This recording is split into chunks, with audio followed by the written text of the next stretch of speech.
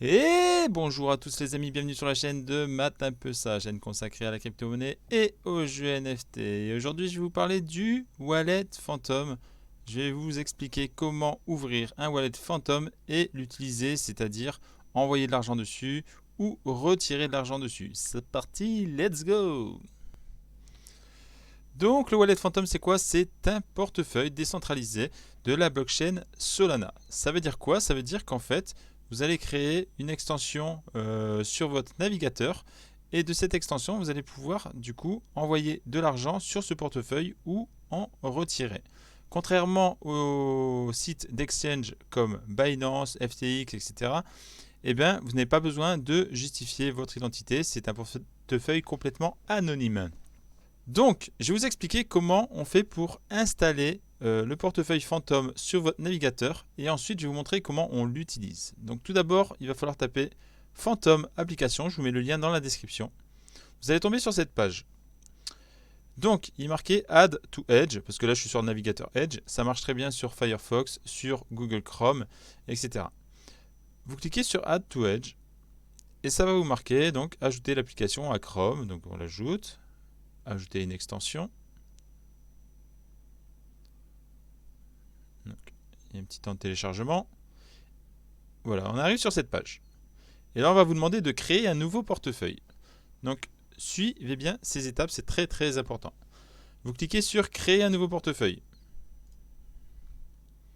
Et là, vous allez avoir une phrase de récupération secrète. C'est une liste de mots qu'il va falloir garder bien à l'abri, c'est-à-dire ne l'enregistrez pas sur votre ordinateur ni sur votre téléphone. Il ne faut pas que vous l'ayez de façon numérique. Moi, ce que je vous conseille, c'est de prendre un petit répertoire. Et si vous avez d'autres wallets, vous faites de même. Vous inscrivez votre mot de passe dedans et vous gardez ça bien à l'abri, coffre-fort ou bien caché chez vous. Ne dévoilez jamais cette liste de mots sur un site ou quoi que ce soit, on vous la demandera jamais. Ça, c'est juste en cas de changement d'ordinateur. Si vous avez un problème sur votre ordinateur, vous devez changer. Vous devrez à nouveau utiliser ces mots pour l'enregistrer sur un nouvel ordinateur, mais jamais aucun site ou personne pour une transaction ne vous demandera ces mots. C'est très très important. Si vous dévoilez vos mots à quelqu'un, vous allez vous faire pirater. Donc ensuite vous faites OK, je l'ai enregistré quelque part, comme je vous l'ai dit sur un petit carnet. Là on va vous demander de créer un mot de passe. Là c'est un mot de passe que vous allez utiliser quand vous allez vouloir vous connecter sur l'extension. Vous créez un mot de passe un peu compliqué de minimum 8 lettres et chiffres mélangés. Vous acceptez les conditions et vous continuez. Ça y est, votre Wallet Phantom est installé sur votre ordinateur. Maintenant, je vais vous expliquer quand et comment utiliser votre Wallet Phantom. Je vais vous montrer l'exemple avec le jeu Star Atlas, jeu de la blockchain Solana Play to Earn qui va cartonner en 2022. Petite parenthèse, si vous voulez rejoindre une guilde pour le jeu Star Atlas, je vous ai mis un lien dans la description. Guilde Eclipse, plus grande guilde FR créée à ce jour. On peut également utiliser Wallet Phantom sur des plateformes d'achat de NFT. Et à chaque fois, on vous demandera donc de relier votre wallet pour valider les transactions. Donc, comment accéder à son Wallet Phantom pour aller acheter sur, par exemple, Star Atlas des NFT? Vous allez cliquer en haut, à droite, sur votre extension. Et vous avez la liste de tous vos wallets. Si vous avez déjà un MetaMask, par exemple, il va apparaître. Vous avez aussi le Phantom qui est ici. Vous cliquez dessus. Et donc là, ça va vous demander votre mot de passe. Donc pas les 15 mots-clés que je vous ai dit de garder en sécurité, mais le mot de passe que vous avez créé par la suite. Alors quand vous cliquez sur l'extension, du coup, vous arrivez sur cette petite page où votre wallet apparaît. En haut, vous pouvez observer l'adresse que vous pouvez copier et coller quand vous voulez envoyer de l'argent dessus. Et ici, vous avez gérer la liste des jetons. En bas, on a ici ce qui se passe là. Ici, on a les NFT qu'on a dans notre wallet. Ici, c'est si on veut swap, mais ça ne fonctionne pas très bien. Je vous expliquerai après comment swap vos crypto-monnaies. Ici, on a tous vos échanges qui ont eu lieu. Et là, on a quelques paramètres. On va revenir ici. Et comme vous pouvez le voir, il n'y a aucune crypto-monnaie qui apparaît. Donc pour faire apparaître quelques crypto-monnaies, on va aller sur gérer la liste des jetons. Et là, tout simplement, vous allez cliquer dans rechercher et vous allez rentrer les crypto-monnaies dont vous avez besoin sur votre wallet Phantom. Notamment ici pour le jeu Star Atlas, c'est l'exemple que je vais vous donner. On a besoin, quoi qu'il arrive, de Solana. Pourquoi on a besoin de Solana? Pour les frais de transaction. Dès que vous allez faire une transaction, vous allez avoir des frais de gaz. Ces frais de gaz sont en Solana. Donc on prend du Sol. On clique dessus. Et c'est la première crypto qu'on va rajouter sur votre wallet. Je vais vous montrer après comment on exporte de la crypto-monnaie sur ce wallet.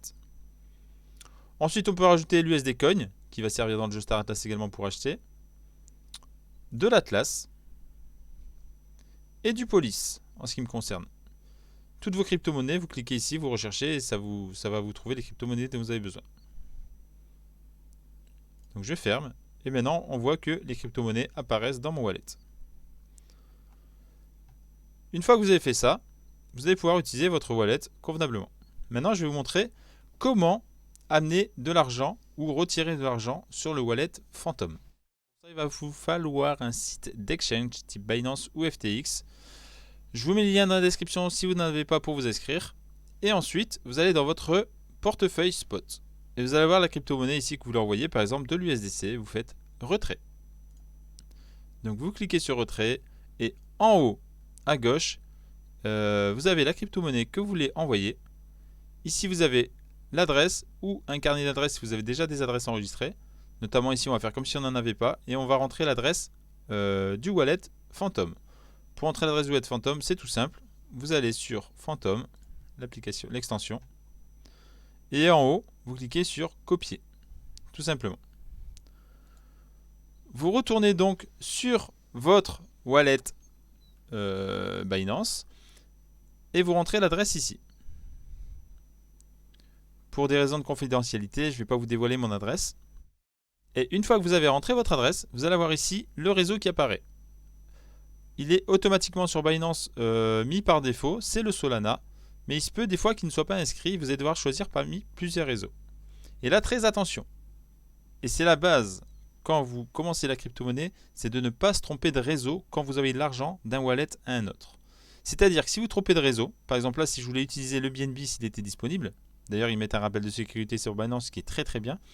Si je choisis celui-là, eh bien l'argent n'arrivera jamais. Donc toujours utiliser le bon réseau.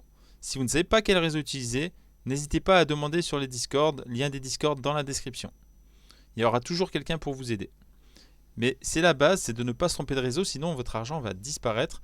Et pour conseil, commencez par envoyer une petite somme la première fois, de façon à voir si ça fonctionne. Et si ça fonctionne, ensuite vous pouvez envoyer le reste. Une fois que c'est choisi, vous mettez le montant que vous voulez envoyer. Et vous validez le transfert. Ça va vous demander vos codes de sécurité. Et une fois que c'est validé, l'argent part sur votre wallet Phantom. Et donc quand vous revenez sur votre wallet Phantom, l'argent est apparu. Voilà les amis pour ce qui est de recevoir de l'argent sur wallet Phantom. Maintenant si je veux envoyer de l'argent, c'est la procédure inverse. Par exemple je vais sur mon Solana, je vais sur envoyer. Et là il me demande l'adresse du destinataire. Et à ce moment-là, je vais sur mon wallet Binance. Et pour connaître l'adresse à laquelle je dois le recevoir, et bien là je vais dans dépôt.